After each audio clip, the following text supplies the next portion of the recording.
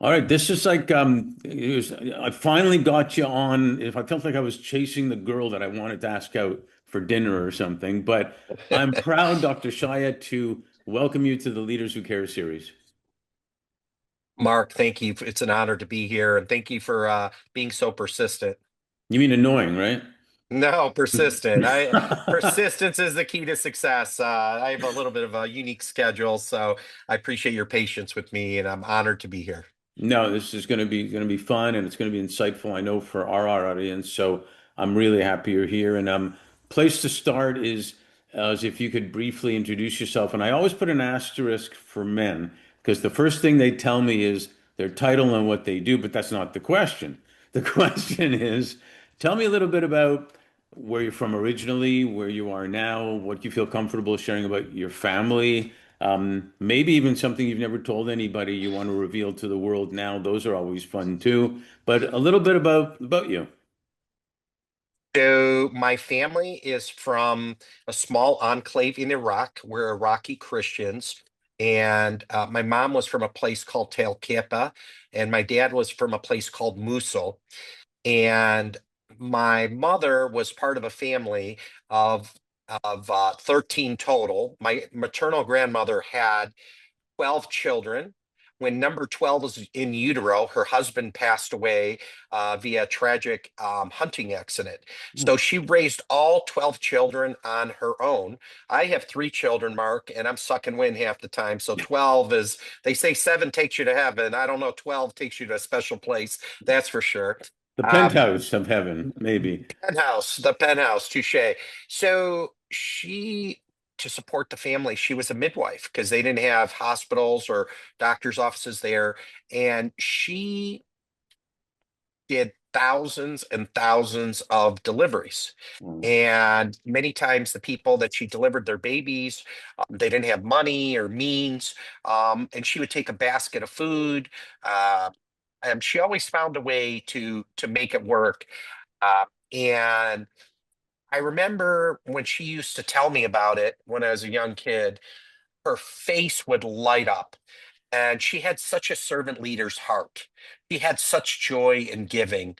Um, and and so that's something that left an indelible imprint on my soul and spirit because I saw a joy, a richness that money can't buy. I know some of the richest, most successful people in the world, and they can't buy that. Yeah. So that's something that always stood, with me, and I remembered it. At one point, something I never told anyone, I was thinking about becoming a priest, and I was kind of started the process to become a priest. Clearly, I was not good enough for that, so God had other plans for me. And I ended up going into healthcare to be a physician. And true to my grandmother's legacy, I, as a family practice physician, I delivered over 100 babies. Albeit, you'll be glad to know I did not deliver my three children, thank God. Um, but I think, from my Did you maternal ever grand. want to? Was there one that you thought maybe? You have to know my wife. She's very particular, and that's an absolutely pardon this that's a very bad idea. I was holding her hand and trying to be the somewhat supportive um, husband was the best I was going to be able to do. So I had no delusions of grandeur, as they say. And my late father, he came from Iraq to the U.S and he left under very I'll call them stressful circumstances. He left in his early 20s. He was already a licensed physician in Iraq, but because of some political circumstances he had to start his training from scratch. So he started from scratch. He was working four jobs. He went to University of Michigan. He had met my mom during the time, and I was born. I was the oldest, and we didn't have a lot growing up, Mark, but we were rich in family, we were rich in spirit, and we always ate well. The kind of sitting there and having a meal with people that you love, that became that was something that was just sacred to us and something today that we is also sacred to us. And my dad opened up a medical lab after he graduated. He was a pathologist, and he had the medical lab for 10 years. And someone some one day came and offered him a crazy amount of money to buy his lab. And he ended up selling it in 1996. Mm. And for someone that came with nothing to have enough money to retire, was a big deal. Of course, he was retired for about 5 weeks, and my mother kicked him out of the house and said, "You really need to go do something." And he could not, because of a non-compete, go back into the lab business. So he started a company called J&B Medical. J&B Medical today, we have 18 different business enterprises running the gamut from medical distribution, where we sell everything that goes in a hospital, pharmacy, physician's office, supply equipment, pharmaceuticals, to specialty businesses like animal health. Our claim to fame is we're one of the largest third-party billers of consumable medical products to the homes in the United States. We reach 260 million people on the medical side. We reach 170 million people on the pharmacy side. Diabetic supplies, wound care, ostomy, insulin pumps, continuous glucose monitors. We have a telemedicine, telehealth company. We do virtual visits around the world. We reach 1.2 million people today doing screenings, mental health screenings. So, in a place like Colorado, we're screening children from grade 6 through 12. 1 out of 6 children has a plan to commit suicide in 12 months. They have anxiety, they have Yeah. depression, crazy stuff. But our meaning, our purpose, our why is to make healthcare as affordable and accessible to as many people as we can globally. And it was really the core values and spirit of my maternal grandmother and my late father. And we're just stewards of the blessing. Jane B is a platform of purpose and possibilities, and we try to make a difference every day. No, that's awesome. You remind me of Jay Leno when he had Robin Williams on, and Jay used to say all he had to do was say, "Hey, Robin," and the rest is history. So it's incredible what you're doing, and I'm going to go back a tiny bit to when you were a kid, actually, and then a teenager. Were you were you into playing doctor? Did you have a lemonade stand? Were you in sports, tech? What were you interested in? So I was the goody two shoes. I never missed a class. I never missed a class. I was never late. They gave me an award in high school for never missing class, never getting attention, never being late. I was a goody two shoes. Now my brothers and sisters, they got away with proverbial murder, but that's probably a whole nother podcast for you. But I was always I used to go to work with my dad. I used to save up my money. I started my first business when I was 17. I started a vending machine company. Hmm. I still remember the name, Snack Cracker Pop. Wow, And was that hold it, hold it, hold it. Was that the snap crackle pop of the cereal, right? well, that was the name of my vending machine company. So Yeah. Snack Cracker Pop Vending Machine It was snack Company. crackle. But yeah, Got but it. I kind of liked the name, and I'm sure that some cereal had something to do with it, of course. But I started the business when I was 17.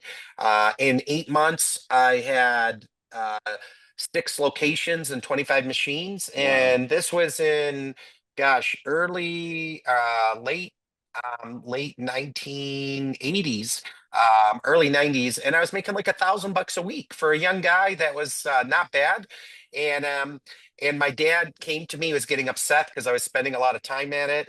And he's like, "Son, son, this is." I don't want to use the word he used, but he wasn't too happy about it. And so I ended up selling the company for 25,000. So I'd made $25,000 before the age of 18. That's huge. Um, yeah, and then I parlayed that. Somebody, it's a long story, again, another podcast, but someone had told me about this stock to buy, and he could have told me buy Baghdad real estate. I was so green and naive, I would have done it. And anyway, long story for a different day, but I ended up putting $25,000 in at 60 cents. before I was 18, which, my parents, they weren't very supportive on this whole thing. And the stock went to $78 within 18 months. So I made my first million right when I turned 18. So your And parents kept you after that, right? yeah, well, that was a very controversial thing because it was a very controversial thing because I had, it's not proud of now, but I had forged their signature to get the stock account. So that caused me, so they weren't as happy as you might think when they found out that they were a custodian and they had a big tax bill due. But I was always, I guess the theme and my journey has always been it's like Martin Luther King. Faith is taking the first step, even when you don't see the whole staircase. And Mark, I was always someone willing to get in the proverbial batter's box, willing to give it a shot.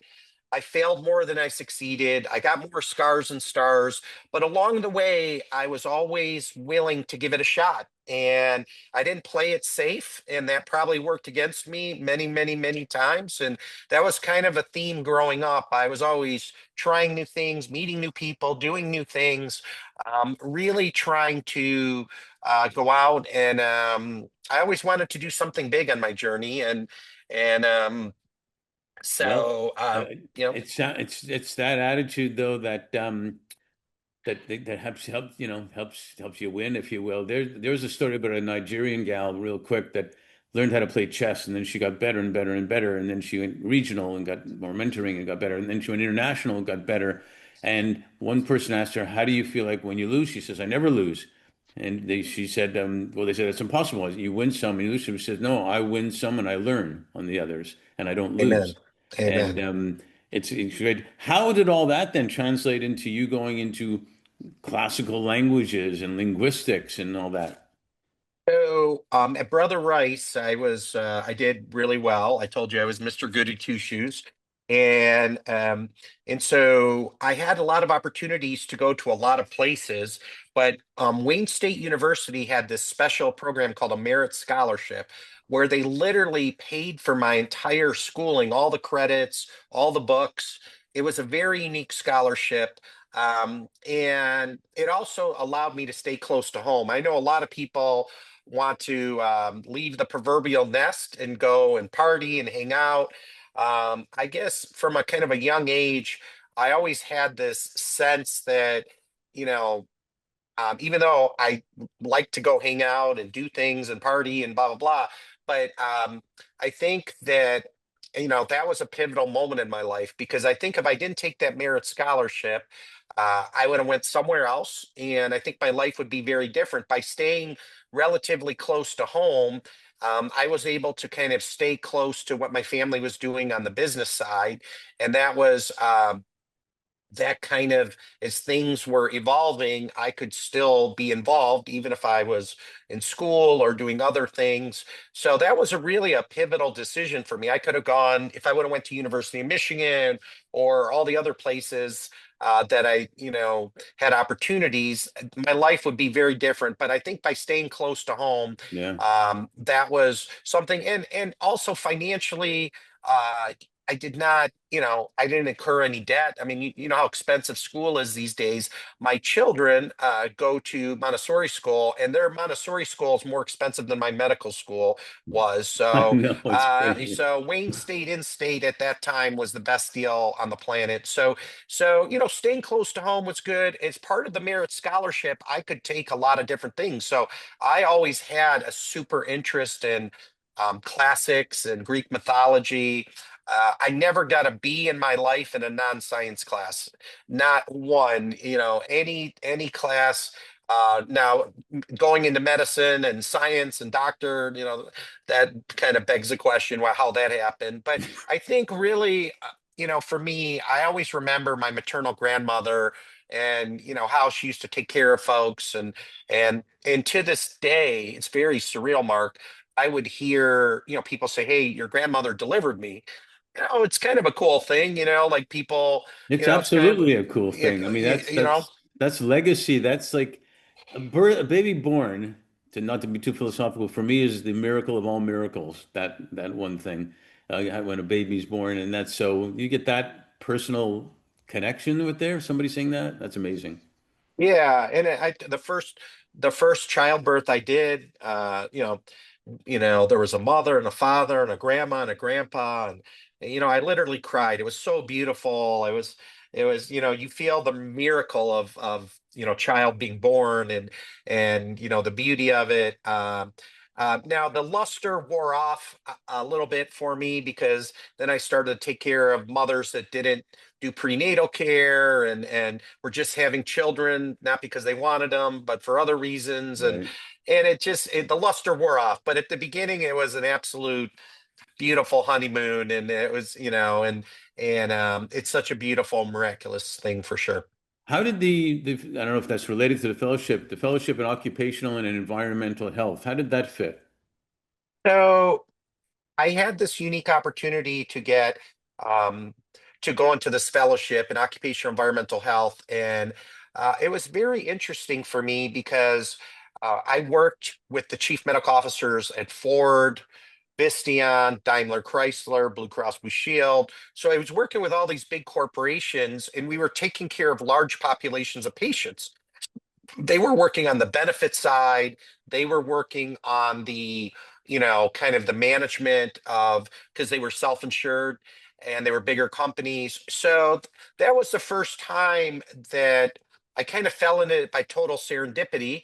And that was the first time that I was like, wow, maybe instead of just seeing the patient one-on-one, maybe instead of just seeing Mark, I could, help take care of very large populations of patients, and I think it was kind of planting the seed for my future, with J&B. I graduated the fellowship in 2004.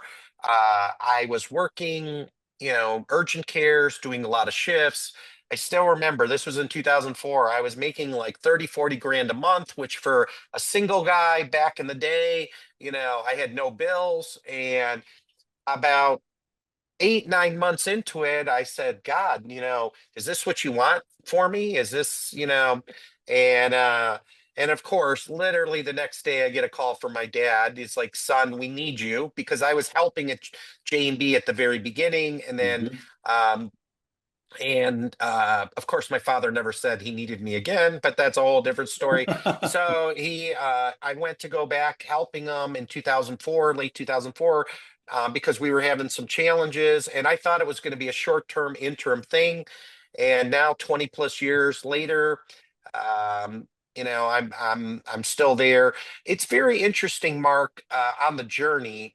There was a Hmm. lot of people that, as I started to go down the entrepreneurial route, were not very supportive. They somehow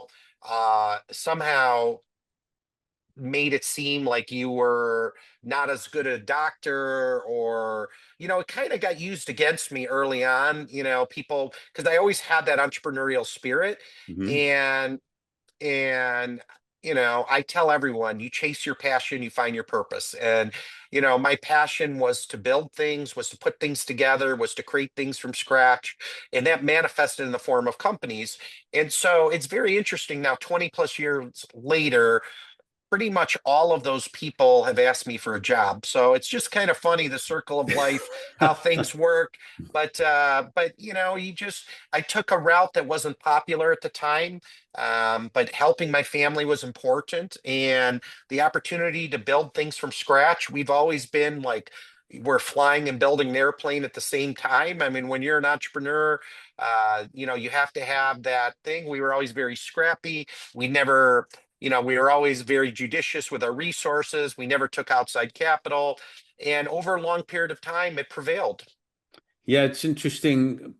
Even today, it's easy to judge, it's easy to criticize, it's easy to everything, and rather than looking for the good in what people are doing initially and then having conversations from that point on, um, and your passion is what keeps you going when people are judging and things are happening like that, I think, and your core values, those are that's the heart and soul of everything we got, that keep us going. So, um, I guess, was there any one or two specific examples or experiences or inflection points that had an impact on you while you were creating, well, I think it was like 18 different businesses, I think. Yeah, I think the one that, I mean, there are so many. I mean, if you don't believe in miracles, come to J&B. But I mean, because, there's a lot of, we're very ordinary people, and God has given us extraordinary opportunities. Um, but you know, Margaret Mead always said it, never doubt a bunch of thoughtful, committed people can change the world, because indeed it's the only thing that ever has. So we were, 2003, 2004, we're just a small little family business. And we found that the supply chain of providing products and services to patients in the homes was very antiquated. It was very clunky. I would buy a wheelchair for $90. I'd sell it to a provider for 125. They would bill the insurance company $500 to $800. And there was thousands and thousands and thousands of examples of this.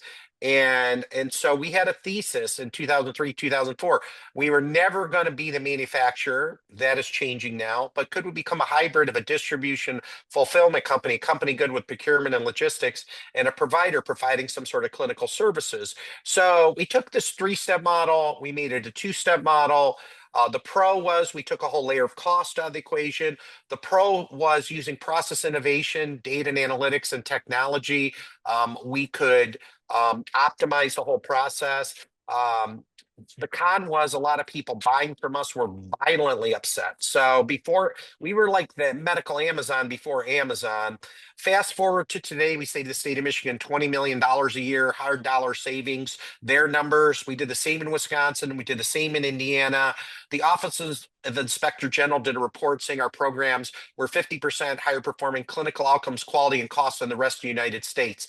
And then that program that we developed and we perfected now is why we reach over 260 million people today via our insurance contracts. So what I learned from that was we literally did not know what we were doing. We jumped into something. Honestly, if we would have known what we were up for with, all the pushback from all of our customers, pushback from all the different stakeholders. Literally, no one was supportive in us kind of building a new mousetrap. No one. And it turned out to be a better mousetrap. It turned out to be something that's the gold standard nationally. And we knew that there could be a better way to do this. We didn't know exactly how, but we jumped in the proverbial batter's box and we made it happen. And now this program is the gold standard, and we also do it around diabetes and many other things. So my point is, I think along the way you have to follow your heart. Um, and the best entrepreneurs are people that solve the biggest problems. Yeah, and like you said before, if you don't go into the batter's box, if you don't swing, if you don't take any steps, nothing's going to happen. And generally, Facebook started as the platform where they were, rating girls in college, what they look like, type of thing. Who knows? I'm sure he had a vision, but not to where it is now, I would assume, and stuff like that. And you got to start. The lady from Spanx did everything against what people said. You don't go to the chairman or the president to sell it. You go to this one. And she said, well, so better, sometimes it's better not to know what you don't know. Amen. And so I don't know if we would have known what we didn't know. I'm not sure we would have. It was an incredibly arduous path, but it was worth it. I don't know if you watch movies, but there's this movie called Shawshank Redemption, and Sure. Tim Robbins, Morgan Freeman's talking about when he's getting out of prison, and he's like he's going through 500 yards of stuff you can't even imagine. And I always remember when Tim Robbins gets out and it's raining and he looks up, and you know what? He's a new man. And I think that's what life's all about: challenging yourself, getting out of your comfort zone. Look, with all that we've been blessed with, uh, you know, we have a sense of urgency. We only have a certain amount of time on this earth, Yeah. and we want to do as much as we can to give back in the world. So it's you learn a lot in that journey. You learn a lot about yourself. You learn a lot about other people, and but I think that's how you find your true self. And I think at least I'm seeing it, I'm sure you are too, in some of the younger people. I just spoke to 150 young entrepreneurs at Purdue University, and talking about competition and collaboration and doing this and doing that, and just stuff they're thinking about. And I just had on my podcast a young man, 17 in high school. He's got these sensors that he's buying from companies and getting them to all these neighborhoods to measure the pollution so that they can help them breathe easier in those areas. If you sit down too long and try to analyze it, you won't do it sometimes because it'll be too hard, or your brain will tell you, no, that's not safe, or whatever, right? And Nike had the right idea sometimes. Just do it. Hey, look at Kramer on Seinfeld. He's a Yeah. successful entrepreneur.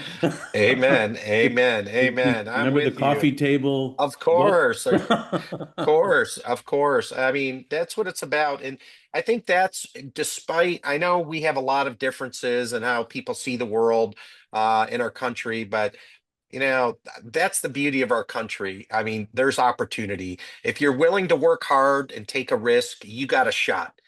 You can't say that in most places. And I always tell people, regardless of your political lens or how you see things, never forget that about our country. I know some of the most successful people, including my father, came here with absolutely nothing, just big dreams and, a big heart, and they made it. And so, that's something to keep in mind. That's something I will always love dearly about our country. And people are craving it. We work by attracting the best talent for our clients, for all sorts of different things. And every one of the candidates we work with is looking for certainly a way to make great money, but they're looking for purpose and making a difference. They will take less. I just had somebody recently take significant less to go to a company that they could make more later, but they went there for the purpose, the passion, and all that stuff. And I do a lot of sports analogies as well as TV and movie, and I get all my knowledge from TV shows and movies, and stuff. But the athlete that has a coach, this is where clear is kind is one of our favorite quotes. The coach tells him exactly what he did wrong and this and this and this, and then puts him back on the field or the ice or whatever. Or the boss does the same thing. That player is going to be so loyal to that coach to do anything, and the ROI is incredible because they'll do even better and whatnot. And my point is, people want people that care about them. They want the passion. They want the learning. Then they want to make money too. Of course, you need it. But I think we're really truly are craving it right now. And that's why we keep promoting leaders who care and makes a difference. I love your title, the executive servant leader. Do they call you ESL for short, or I get called a lot of names. I I knew don't you know were if going to say ESL that. is the right name, but look, want to set the tone. My goal's always been to work myself out of a job. I don't want to be powerful. I want to be empowering. Now, that being said, I've learned, that it's very important to, my role is to provide the strategic vision of the company, the mission, the values, the vision of the company, close big deals and solve big problems. But I'm not successful as a leader if I have to get into all the day-to-day stuff. I really Well, try to, be empowering people. I'm going to interrupt you. Teams win championships, not one person. And I know, first of all, before I forget, congratulations on your recognition at the Vatican. That's incredible. What Thank you. you got there and whatnot, and from somebody who's a Chicago White Sox fan. I guess that's still an honor of getting it from a Pope that's a Chicago White Sox fan. But I know you have a mindset and dedication to, and you just almost getting to is you clearly care about relationships versus transactions. And that's a huge thing that I've always been taught by my grandparents, from my parents, and in business. If you're thinking beyond just making a deal quote, I think talk about how that caring about that as a leader is so important for both business and everything else. Well, never doubt the transformative power of human connection. Never doubt that. And there's a lot of different types of capital. Most people look at financial capital. They don't really look at intellectual capital, relationship capital, but those have extreme value as well. Uh, I see three things that can bring people together in our often divided world: um, healthcare, sports, and music. Now, I Right. don't, unfortunately, I'm not a good singer. And I'm not, God didn't give me the athletic, you know, prowess, but I truly believe that healthcare is what God gave us to, use. Our goal is to put the care back in healthcare, to put the human back in humanity, to use healthcare to provide dignity to people, and build bridges across the religious, the political, and socioeconomic divide. If you give people health, you give them hope. And if you give them hope, you give them everything. Right. And when people reach their health potential, they can reach their human potential. And I passionately believe that. So our meaning, our purpose, our why is to make healthcare as affordable and accessible to as many people as we can globally. And we believe healthcare is an indelible human right. It's not a privilege. It shouldn't be a political football. Yeah. And so as long as we have time on this journey, we're going to take every opportunity we can, to provide affordable and accessible healthcare to people, to give them dignity. And I really think that's one way to put a lot of light and love in the world. It may not solve all the world's problems, but I definitely think it could bring a lot of people together. To give you an example, in Pakistan, um, we had a special program where we're using, you know, telemedicine to provide prenatal care to millions of mothers that never had access to prenatal care. We were using solar panels to provide energy. We were using satellite to provide connectivity. And these were in places that there were no, just like where my grandmother used to deliver babies, there was no, healthcare providers, there's no doctors, hospitals, clinics, Yeah. and we took care of millions and millions of people, just giving them dignity, giving them hope. And it did more to bring people together than anything you could possibly imagine. And I never forget it. And I want to, try to find every opportunity we can to bring people together in our often divided world. Well, what do most grandparents say? Especially maybe ethnic ones, especially, they say, as long as you have your health, you've got everything. Um, Amen. the minute you get sick, or God forbid someone gets sick in your family, everything that was urgent before becomes irrelevant. Yeah. Yeah. My dad was working till the day he died. He was 78, and he died suddenly, and he was happy, he's happy because he's working till the day he died. But I know a lot of people that have had long, prolonged, um, situations. We just went to a funeral on Monday. Someone had really bad dementia for a couple years, and it was horrible, just absolutely horrible. To see someone that's like, alive but not living. Yeah, I saw a movie I saw for the second time a little while back, and just really, really quick on the movie. It's a couple. She believes she's getting dementia, and it's going to happen fast. She wants to be put in a home, and he says, "No, I'll take care of you." They argue, and she says, "No, I'm going." So they get her in a home. She said the first night she says she wants to have sex with her husband just in case this goes really fast. They do, and then he keeps visiting her, and she's getting it worse and worse, and then she starts getting intimate, not sexually or anything like that, intimate with another patient there. And he knows logically what's happening there. And then she puts on, there's nothing going on, but it's just that. She's ignoring him a little bit. And then she remembers, and then she puts on this special sweater that was very sentimental that he gave to her. And it's killing him his heart that she doesn't remember. And she's sharing the sweater with this other guy. Horrible, horrible. And yet he knows he's not jealous, but he's you can imagine the feeling he's got, right?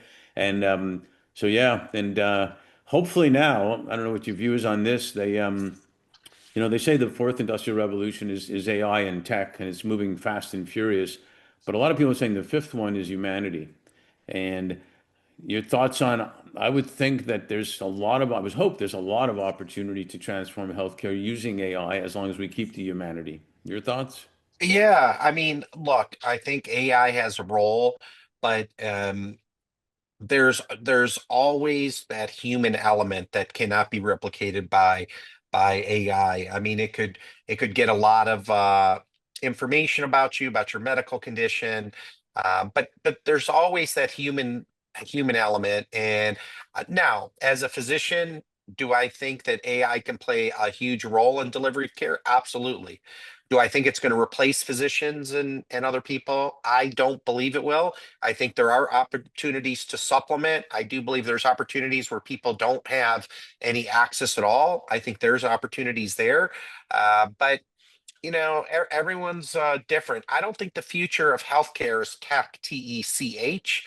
I think the future of healthcare is tech, TECC, technology enabled care coordination. And so I think there's a way to leverage the best of obviously humanity, but also technology. And so there's definitely a huge role. I just don't see it as a way to, supplant the humanity side of it. I think there's a way to augment for sure. Well, I know for sure because I saw it on Chicago Med the other day, so it has to be true. Um, and then it actually worked, and a couple more questions. Then, what we say in LA, like you said before, other podcasts, we said we got to leave them wanting more so we can do a sequel. That's what we do in LA. So that's we'll have to try to do that. But I loved your grandmother's quote. I think you said your grandmother's favorite quote was. Not all of us can do great things, but we can do small things with great love. And I mean, it's all about what we're talking about. And I know that, there's a movement out there called Enough where people should know that just because you can't be Oprah or you can't be this, you can't be that, or do a great thing, doesn't mean the thing you're doing is not enough. Because if 10 million people do that little thing, something happens. Can share about that? Yeah, and again, I go back to my grandmother and my father. Every day they would find a way to show people love and respect. Every day they would do things that wasn't in the papers. They didn't get recognitions. Um, like my grandmother when she delivered a baby, and people didn't have any money. You know, she's like, okay, well, help me with this. She gave him some dignity because, most people don't want to feel like they're a charity case or, Right. she's like, well, help me paint the house or help me, like she always found a way to give people dignity and make them feel like they were valued and valuable. And same thing with my dad. My dad, he gave many, many, many people opportunities. And people would be like, why are you giving so and so this opportunity, or why are you doing this? And he didn't judge it by religious or political or socioeconomic. He we're all divine beings on a human journey. And I think, you know in society, especially with social media, it's so easy to get fired up about a lot of things. It's so easy, but it's really hard to just kind of sit back and just kind of, not hear, but listen and try to understand. And with most people, if you do that, I think you will figure out we're all products of our journey. Some people have had very rough journeys. Some Yeah. people, have always been told something, Yep. so it must be that something. So, I think we have to really look with understanding, with empathy. In general, the people that I try to partner with and work with have a very high emotional intelligence, EQ. Um, and I just think it's important, really looking and, okay, yes, I have many faults. There's not a person I could go to that doesn't have faults. What do they have good about them? You know what I mean? And Where you start. and that's where you got to start. And I think we have to spend more time finding common ground with people across the religious, the political, and socioeconomic divide. Not looking where the differences are, finding common ground. And I think if we can do that, the world will be a better place. Well, I'll talk to you about another program we have called Nonflict that coaches that conflict is just different ideas and active listening is what's absolutely necessary. And we're about to train 250 million young people by 2035 on that right now. We should talk about it at some point. Absolutely. The last question on this part. A client told me in 2021, he said about the pandemic year 2020, he said, Mark, that was the year that flew by slowly. And it's almost like people feel like COVID was yesterday and years ago all at the same time. And now we're already at the end of 2025, which is amazing. With all that said, what are you most grateful for and what are you most hopeful for?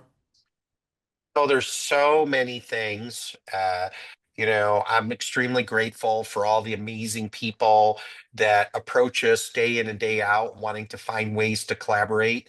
Uh, I'm so grateful for all the opportunities that God gives us to make a difference in the world.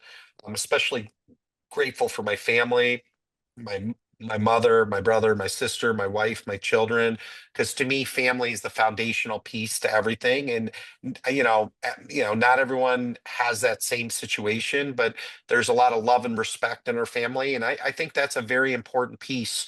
To build anything, having that, family, or at least people that really love and respect and support you. I think that's very important. So there's so many things every day. There's miraculous things that happen for my family and I. So that would be a whole podcast in itself. I'm just grateful that we're on this earth. We have our health. We have people that we love and respect and support us around us. And then we have opportunities to pay it forward and really, give back. And there's a lot of examples of that. So I won't open that Pandora's box, but I'm grateful for this opportunity. Hopefully we have an opportunity to reach the hearts and minds of people that needed to hear some positive things today.